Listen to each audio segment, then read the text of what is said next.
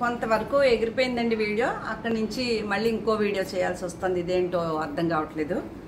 Mobile దానికి అదే ఆగిపోతుంది. మెమరీ ఫుల్ అని ఎగిరిపోది ఆగిపోయింది. మళ్ళీ ఇక్కడి నుంచి చేస్తున్నాను. ఈ చీర కాడి నుంచి. ఇది పళ్ళు, ఇది బ్లౌజు. శారీ అంతా ఇలా half and half style Kalamkari ప్రింట్తో, నిజాం బోర్డర్తో. ఇదో చీర అవైలబుల్గా ఉంది. అలాగే బాందిని స్టైల్లో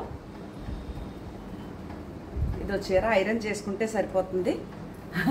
చేంజ్ చేసి కట్టేసుకోవాలని ఉంది. బ్లౌజు టైం పడుతుంది అన్నాడని ఇవ్వలేదు మొన్న. ఇదిగోండి పౌటంచ్. బాగుంది శారీ. ఇది 5000 లోపు పడుతుందండి. బాగుంది. అదొక చీర. ఇది టిష్యూ కోటా చీర. నేను ప్రింట్ వేయించాను ప్లెయిన్ చీరకి. అలాగే ఇది కాటన్, మంగళగిరి కాటన్ చీర. హ్యాండ్లూమ్ దానికి ప్రింట్ వేయించాను. ఇప్పుడు ఈ రెండు ఎందుకు చూపిస్తున్నాను మీకు అంటే, ఇప్పుడు నేను చెప్పాను కదా సెమీ టస్సర్, ప్యూర్ టస్సర్లో ప్లెయిన్ చీరలో సాటిన్ బార్డర్తో ఉన్నాయి కదా. ఇప్పుడు ఈ చీరకి మనం ఇలా ప్రింట్ వేయించుకోవచ్చు. దీనికి కాంట్రాస్ట్ కలర్తో ఇలా ప్రింట్ వేయించుకోవచ్చు. ఆల్ ఓవర్ ప్రింట్ వేయించవచ్చు, లేదా బార్డర్ పెట్టుకోవచ్చు. మన ఇష్టం, ఎలా అయినా చేసుకోవచ్చు. లేదా ఈ ప్రింట్ వేసుకోవచ్చు. అలా ఇదొక చీర, ఇదొక చీర. లేదంటే మనం ఫుల్ ప్రింటెడ్ బ్లౌజ్ పెట్టుకోవచ్చు. ఈ చీరలు కూడా సేల్కి ఉన్నాయండి. ఇవి కూడా మీకు కావాలి అంటే ప్రింటెడ్ బ్లౌజ్ పెట్టుకుని కూడా వాడుకోవచ్చు. కాస్ట్లీ చీరలు, వీటికి రేట్లు చెప్పట్లేదు నేను. ఈ కలర్స్ ఎంత బాగున్నాయి చూసారా. ఈ రెండు ప్రింట్లు వేయించేద్దామని పక్కన పెట్టాను. ఇప్పుడు సరే అని చూపిస్తున్నాను మీకు. ఇవి రెండు కాకుండా సెమీ టసర్ ప్యూర్లో ఇవ్వండి. ఇక్కడ ఇంకో 2 చీరలు ఉన్నాయి. ఇదొకటి. ఆ ఐటెంలో బాగుంటాయి కదా అని అలా స్టాక్ కొనేస్తాము. తర్వాత మరి నచ్చాలి కదా జనాలకి. క్వాలిటీ తెలియదు కదా. ఇలా చూస్తే బ్రైట్గా కనిపించట్లేదు అనేది కస్టమర్ ఒపీనియన్ అయ్యి ఉండొచ్చు. ఇది ఎల్లో బ్లౌజ్ వస్తుంది ప్లెయిన్.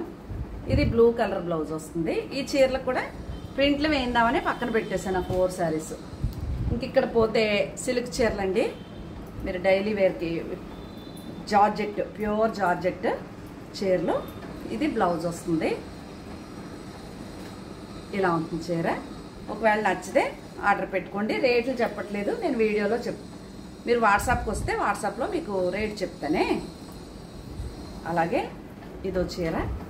దీనికి ఈ గ్రీన్ కలర్ ప్లెయిన్ బ్లౌజు. ఈ గ్రీన్ కలర్ ప్లెయిన్దే బ్లౌజ్ వస్తుంది. ఇది గ్రీన్ అండి, బ్లూ కాదు. శారీ ఇలా ఉండి బ్లౌజ్ ఎలా ఉంటుంది. హెవీ క్వాలిటీ, మెత్తగా చాలా బాగుంటాయి. ఇది నాదే చీర. అద్భుతంగా ఉంది. ఇదిగోండి ఇలా ఉంటుంది చీర వచ్చేసి. దీనికి బ్లౌజ్ వచ్చేసి ఈ డిజైన్ వచ్చిందండి. ఎంత బాగుంది చూసారా. రోజు ఇంట్లో చీరలు కట్టుకుని నైటీలతో కాకుండా ఉండేవాళ్ళు అయితే చాలా బాగుంటుంది. ఇది ఒక చీర అండి. ఇది బ్లౌజ్. సిల్క్ చీరలు. మొన్న ఇందులో ఒక చీర ఆల్రెడీ వేరే కలర్ ఫ్లవర్ ఆల్రెడీ ఇచ్చేసాను. మళ్ళీ ఇది ఒకటండి చీర. వైట్. ఇదిగోండి ఇది బ్లౌజు. ఇది శారీ, ఇది బ్లౌజు. చాలా బాగుంటుంది. ఇది ఒక చీర. అలాగే షిఫాన్లో చాలా నచ్చేసింది. అలా ఉంటుంది ఆల్ ఓవర్. ఈ గ్రే కలర్ ప్లెయిన్ది బ్లౌజ్ వచ్చిందండి. ఎంత కొంచెం చీర. ఇదో చీర ఉంది.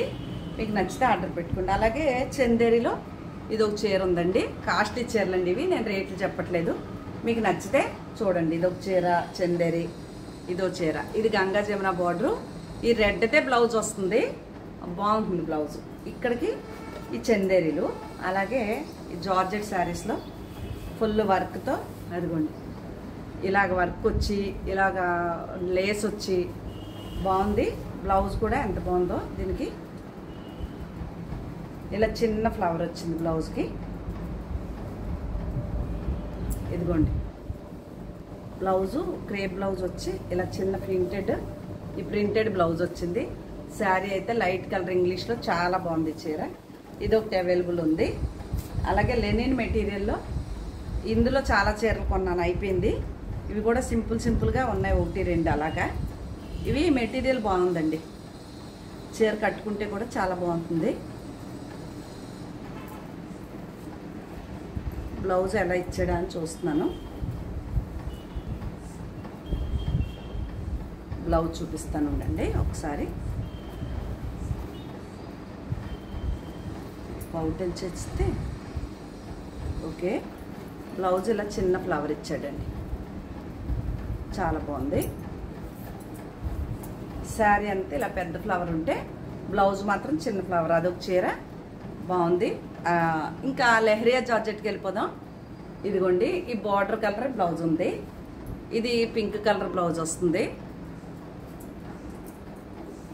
మీకు నచ్చితేనే ఆర్డర్ పెట్టేసుకోవచ్చు. అలాగే ఇది బ్లాక్ బ్లౌజ్ వస్తుంది, ఇవి లెహరియా జార్జెట్ అండి. ఇది రెడ్ బ్లౌజ్ వస్తుంది, సపోటా కలర్ సారీ. ఇది వచ్చేసి వైలెట్ కలర్, కింద బ్రింజాల్ కలర్ ఉంది కదా, ఆ కలరే బ్లౌజ్ వస్తుంది. ఇక్కడ వరకు లెహరియా జార్జెట్. ఇంక ఇక్కడ పోతే ఉప్పాడ కాటన్ అండి. ఎంతమంది చూసారు చీర, ఈ కలర్ బ్లౌజ్ వస్తుంది. మీకు నచ్చితే ఆర్డర్ పెట్టుకోవచ్చు. ఇవి ఇంకా దొరకట్లేదండి చీరలో, అందుకని అలా దాసి ఉంచాను అనమాట. ఇదిగోండి ఇదో చీర, బ్లాక్ బ్లౌజ్ వస్తుంది.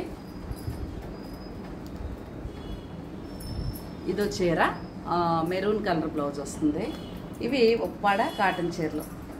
ఇది నా అదే ఈ చీర మాత్రం ఇవి ఉప్పాడ కాటన్ చీరలు అండి. గోల్డ్ బార్డర్ వచ్చి ఇంతవరకు ఉన్నాయి. ఒకవేళ మీకు నచ్చితే కనుక ఆర్డర్ చేసేసుకోండి. ఇవేనండి శారీసు. 2 వీడియోలుగా వస్తుంది, ఎందుకంటే ముందు ఒక వీడియో అయ్యింది, మళ్ళీ ఇప్పుడు ఇది ఒక వీడియోగా వస్తుంది మీ ముందుకి. ఒకవేళ ఇందులోని అందులోని 2 చూసుకుని ఏమైనా నచ్చితే కనుక ఫోటో పెట్టండి, వాట్సాప్ పెడితే నేను వాటి వివరాలు చెప్తాను. మీకు నచ్చితే ఆర్డర్ పెట్టుకోవచ్చు. ఇది నా ఛానల్ యొక్క పద్ధతి అండి. ఫోన్లు చేస్తే అవ్వదు. అలాగే నిన్న కొంచెం నాకు ఏంటంటే ఒక్కసారి ఆర్డర్ పెట్టేసుకుని నా గురించి ఒకసారి ఆల్రెడీ కస్టమర్ అయ్యాక ఇంకా ఒకే విషయాన్ని 10 సార్లు అడిగితే కొంచెం చిరాగ్గా ఉంటుంది. అందువల్ల ఒక కస్టమర్తో నాకు కొంచెం డిస్కషన్ వచ్చింది. చాలా విసిగించేస్తే అంటే వాళ్ళు ఏమనుకుంటారంటే వాళ్ళ ఆత్రం వాళ్ళకు ఉంటుంది, వాళ్ళది తప్పని నేను అన్నాను. కాకపోతే అన్నిసార్లు నాకు మీరు ఒక్కరే కాదండి, చాలామంది కస్టమర్లు వస్తూనే ఉంటారు. కొనండి కొనకపోనివ్వండి అడుగుతూనే ఉంటారు. నేను ఆల్రెడీ కొన్న కస్టమర్కి అయితే బాగా సమాధానం బాగానే చెప్తాను, కానీ నా గురించి తెలిసి కూడా విసిగితే చీర కొడుతుంది.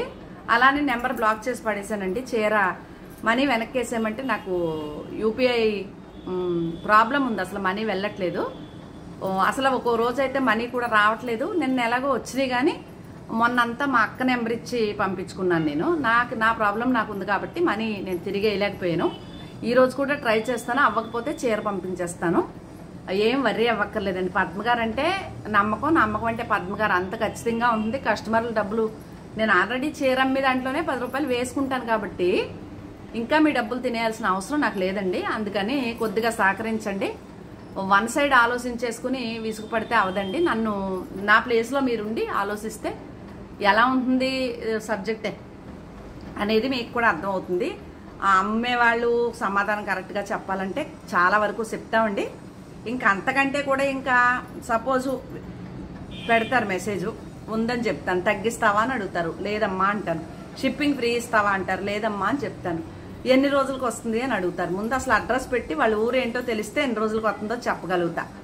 ఓకే, అది అయ్యాక సిఓడి ఆప్షన్ ఉందా అని అడుగుతారు. ఇలా రకరకాలుగా ఒక కస్టమర్ నన్ను 10 నుంచి 20 క్వశ్చన్లు వేసి విసిగిస్తారు. అయినా సరే ఓపికగా సమాధానం చెప్తాను. ఇంకా వీళ్ళు ఇన్ని అడిగేసి వీళ్ళు కొని మొక్కలు కాదులే అనుకుంటే మాత్రం వాళ్ళని బ్లాక్ చేసి పడేస్తానండి నెంబరు. ఇలా నేను ఒక 7-8 వేలు మంది దగ్గరగా 8,000 పైనే, కానీ తక్కువ లేదు అంతమందిని నేను బ్లాక్ చేశాను. అంటే వాళ్ళు ఎంత విసిగిస్తే, అంటే అలానే నేనేం కరెక్టు, నేను చాలా ఓపికగా సమాధానం చెప్తానని చెప్పను. నాకు కూడా చాలా చిరాకు. 1-2 సార్లు అదే క్వశ్చన్ అడిగితే చిరాకు. నాకు నచ్చిన వాళ్ళే, నా దగ్గర నచ్చిన వాళ్ళే కొనుక్కుంటారు. నేనంటే ఇష్టపడే వాళ్ళే కొనుక్కుంటారు. బలవంతం అయితే ఎవరు లేదు. నా ప్రొఫెషనల్గా నేను ఇది పెట్టుకున్నాను కాబట్టి డైలీ నేను వీడియోలోకి వస్తాను. మీకు నచ్చితే ఆర్డర్ పెట్టుకోండి, లేదంటే వదిలేయండి. మిమ్మల్ని నేనేమన్నా అంటాను కానీ నన్ను మీరేమన్నా అంటాను కానీ అసలు రైడ్ లేదు. ఓకేనా? విసిగితే మాత్రం నెంబర్ బ్లాక్ అవుతుంది. అలాగే ఒక కస్టమర్ది నెంబర్ బ్లాక్ చేశాను. వారి డబ్బులు నా దగ్గర ఉన్నాయి. చీర ఆర్డర్ పెట్టుకున్నారు. అయితే నేను తిరిగి వేసేద్దామంటే నాది యూపీఐ ప్రాబ్లం వచ్చేసి అసలు మనీ సెండ్ అవ్వట్లేదు. ఫెయిల్డ్ అని చూపిస్తాను నాకు. దాని గురించి నేను వారికి మనీ వేయలేకపోయాను. ఇంకో నెంబర్ నుంచి వచ్చారు, మా డబ్బులు మాకు వేసేసి ఈ నెంబర్ కూడా బ్లాక్ చేసుకో అని చెప్పారు. వాళ్ళు చెప్పక్కర్లేదు, నేనే చేసేసుకుంటాను. కానీ మనీ సెండ్ అవ్వట్లేదు కాబట్టి ఈరోజు ట్రై చేస్తాను. అయితే ఓకే, లేదంటే కనుక నేను శారీ పంపించేస్తాను. ఓకే, ఈ రోజుతో వారికి నాకు స్వస్తి. ఇలా కొన్ని వేల మంది నేను బిజినెస్ మైండ్ ఉండి మీ అందరి దగ్గర దోసేసుకోవాలనుకుంటే అందరి నెంబర్లు అలాగే పెట్టేసుకుని ఆహా ఓహో అని పైకి నవ్విస్తూ బోల్డ్ కాలక్షేపం చేసేద్దునండి. అంత అవసరం నాకు లేదు. ఫస్ట్ ఓకే, నాకు ఎంత రావాలో ఎంత అమ్మాలో ఏం చేయాలో ఈశ్వరు నిర్ణయం ఎప్పుడో జరిగిపోయింది. కాబట్టి కస్టమర్లైనా ఫ్రెండ్స్గా వచ్చిన మధ్యలో వస్తారు, మధ్యలో వెళ్ళిపోతారు. ఎవరో ఎవరికి ఎవరు ఏమీ కారు అని మాకు జిన్నూరు నాన్నగారు ఓ మాట చెప్పేవారు. అది 100కి 1000 పార్ట్ నిజం అండి. ఎందుకంటే దట్టు ఎవరికి ఏమీ కారు అనేది చాలా నిజం. ఎందుకంటే వాళ్ళ ఈగో సాటిస్ఫై అయితే మనతో కంటిన్యూ అవుతారు. లేదు అని ఒక క్వశ్చన్ చేస్తే మనం నచ్చట్లేదు. అందువల్ల జీవితంలో అదే ఒక ప్రయాణం చేస్తూ ఉంటే లాంగ్ జర్నీ చేస్తున్నాం అనుకోండి, ఆ జర్నీలో ట్రైన్లో కొంతమంది ఎక్కుతూ ఉంటారు, వాళ్ళు స్టేషన్ వస్తే దిగెళ్ళిపోతూ ఉంటారు, మళ్ళీ కొత్త వాళ్ళు జాయిన్ అవుతారు, వాళ్ళు కొంతకాలం ఫ్రెండ్షిప్ అవుతారు, మధ్యలో ఒక 4-5 నెలలు జర్నీ అయ్యాక వాళ్ళ ప్రాబ్లమ్స్ వాళ్ళకు ఉంటాయి, అలా దిగెళ్ళిపోతారు. అందుకు ఎవరో శాశ్వతమైన శత్రువులు మిత్రులు ఎవరికీ ఉండరు. కాబట్టి ఎవరి పనులు వాళ్ళు చేసుకుని ఎవరి హద్దుల్లో వాళ్ళు ఉన్నాం అనుకోండి చాలా హ్యాపీగా ఉంది. కానీ కొంతమంది మాత్రం ప్రాణం పెట్టేసే వాళ్ళు ఉన్నారండి పద్మ కోసం. ఈరోజు మళ్ళీ ఇంకో విషయం చెప్తున్నాను. లావణ్య కిషోర్ గారు పెళ్ళికి వెళ్ళానా బెంగళూరుకి, శివమొగ్గ. అక్కడ వారి ఫ్యామిలీ ఫ్రెండ్, వాళ్ళు 20 ఇయర్స్గా ఫ్యామిలీ ఫ్రెండ్స్ అంట. నేను వాళ్ళు 4 రోజులు అక్కడ కలిసి తిరిగినందుకు వారు శ్రీనివాస్ గారు అని బ్రాహ్మిన్స్, వారి మిస్సెస్ సౌజన్య గారు నా పక్కనే ఉండి భలే కలిసిపోయారు. పద్మ గారు మీరు చాలా హ్యాపీగా ఉంది, మీ వీడియోలు చూస్తాం, లావణ్య గారు చెప్పారు అని ఫ్రెండ్షిప్ చేసుకుని వారి బాబుది ఉపనయనం అని నన్ను ఆ ఉపనయనకి ఇన్వైట్ చేశారు. శుభలేఖ పంపించారు, పర్సనల్గా ఫోన్ చేసి భార్యాభర్తలు ఇద్దరు తప్పకుండా రండి పద్మ గారు అని ఇన్వైట్ చేశారు. నాకు అది ఆ ఉపనయనం ఎక్కడ, యాదాద్రిలో లక్ష్మీ నరసింహస్వామి వారి సన్నిధిలో జరుగుతూ ఉంది. నాకు 7-8 సంవత్సరాల నుంచి యాదగిరి లక్ష్మీ నరసింహస్వామి దర్శనం చేసుకోవాలని ఉంది, కానీ సింగిల్గా వెళ్ళలేకపోతున్నాను. అలా అశ్రద్ధ అయిపోతే ఇంక ఇప్పుడు ఈ రకంగా అంటే ఈ వంకగా నాకు వారు పిలవటం, అబ్బా ఆశీస్సులు ఆయన అనుగ్రహం వచ్చేసింది నాకు ఆయన దర్శనానికి అనిపించి వెళ్ళాలి అని అనుకుంటున్నాను. కానీ నా లావణ్య గారి ఫ్రెండ్ వారు, లావణ్య గారు వస్తున్నారో లేదో, వారి బాబు పెళ్ళయి 16 రోజులు పండుగ ఉంది అన్నారు. అందుకు లావణ్య గారికి ఒక మెసేజ్ పెడితే, ఏంటమ్మా మీరు వెళ్తున్నారా ఇలాగా యాదగిరి అంటే, 16 రోజులు పండుగ కదా పద్మ గారు, అదే ఆలోచిస్తున్నామని చెప్పారు. సరే ఒకవేళ మీరు వెళ్ళి ఫలమైతే నాకు మెసేజ్ చేయండి, నేను ట్రై చేస్తానని చెప్పడం జరిగింది వారితో. వారు ఒక 10 నిమిషాల తర్వాత వెంటనే మాకు టికెట్స్ అయిపోయినాయి పద్మ గారు, మేము వస్తున్నాం, మీరు అటు నుంచి వచ్చేయండి అని నాకు సిగ్నల్ ఇచ్చేశారు. అందుకని వారు బ్రాహ్మణ్స్, అంటే బ్రాహ్మణ్స్ అవనండి, ఇంకో కులం అనండి, ఇంకో కులం అనండి, అందరూ సమానమే. ఎవరో ఎక్కువ కాదు, ఎవరో తక్కువ కాదు. అందరూ భక్తిలో ఎక్కడి వరకు ఉన్నాము, మానవత్వం ఎంతవరకు ఉంది, నిజాయితీ ఎంతవరకు ఉంది, ఇది మాత్రమే అవసరం. కులంతో నాకు సంబంధం లేదండి అసలు. కాకపోతే మనకంటే పెద్దవారు అనేటప్పటికీ గౌరవిస్తాం సహజంగా. అది ఆ గౌరవాన్ని అవతలలో కూడా నిలబెట్టుకుంటే చాలా హ్యాపీగా ఉంటుంది. పద్మను వదులుకున్నారంటే వాళ్ళ దురదృష్టం కాబట్టి పద్మదైతే కాదండి, ఎట్టి పరిస్థితుల్లో ఎవరైనా నా జర్నీలో నాకు చాలామంది తారసపడ్డారు. నేను వదిలేసినా నన్ను వదలలేని వాళ్ళు చాలామంది ఉన్నారు. అలానే నేను ఇష్టపడినా ఏదో ఒక వంకతోటి నన్ను వదిలేసుకున్న వాళ్ళు కూడా ఉన్నారు. ఏదేమైనా ఎంతకాలం రుణమో అంతకాలమే ఉంటాం తప్ప ఏది శాశ్వతం కాదు అనేది ఇంకొకసారి మళ్ళీ నాకు అమ్మవారు తెలియచేశారు. ఓకే, అందువల్ల ఎవరితోటి ఎంతవరకు ఉండాలో అంతవరకే. కొంతమంది నేను వద్దనుకున్నా నాతో ఉంటారు, అలాంటి వాళ్ళు నేను వదిలిపెట్టుకోలేను. కొంతమంది నేనే పెద్ద నేనే గొప్ప అని డిస్కషన్ చేస్తారు, అలాంటి వాళ్ళు వాళ్ళ పనులు చేసుకుంటారు, నా పని నేను చేసుకుంటాను. స్నేహంలో పెద్ద కులం మతం ఇవి ఉంటే నువ్వు నేనే గొప్ప అనుకుంటే ఆ స్నేహం సాగదు అసలు. నేను పెద్దదాన్నో లేకపోతే కులంలో పెద్దదాన్నో గొప్పదాన్నో అనుకుంటే ఆ స్నేహం కంటిన్యూ అవ్వదండి. ఎవరికైనా సరే తప్పు ఏదన్నా ఉంటే దాన్ని సరిదిద్దుకోవాలి, స్నేహం అంటే కంటిన్యూ అవ్వాలి. పద్మను వదులుకుంటే వాళ్ళకి నష్టం తప్ప ఎట్టి పరిస్థితిలో పద్మకు నష్టం ఉండదు. ఎందుకంటే పద్మ ఎవరి దగ్గర నుంచి 5 పైసల బిళ్ళ కూడా ఆశించదండి. చిన్న పరిచయం అయితే చాలా వాళ్ళకి ఏం పెడదామా, వాళ్ళకి ఏం పంపుదామా అని ఆలోచిస్తూ ఉంటుంది. అందువల్ల పద్మ ఎందుకు చేయి చాపదు అంటే పై చేయిగా ఉండాలనుకుంటుందంటే రేపొద్దున్న ఎప్పుడైనా ఏదన్నా ఇష్యూ వస్తే నీకు అది పెట్టాను, నీకు ఇది పెట్టాను, నీకు అది ఇచ్చాను, నీకు ఇది ఇచ్చాను, ఇలా తిప్పుతారండి.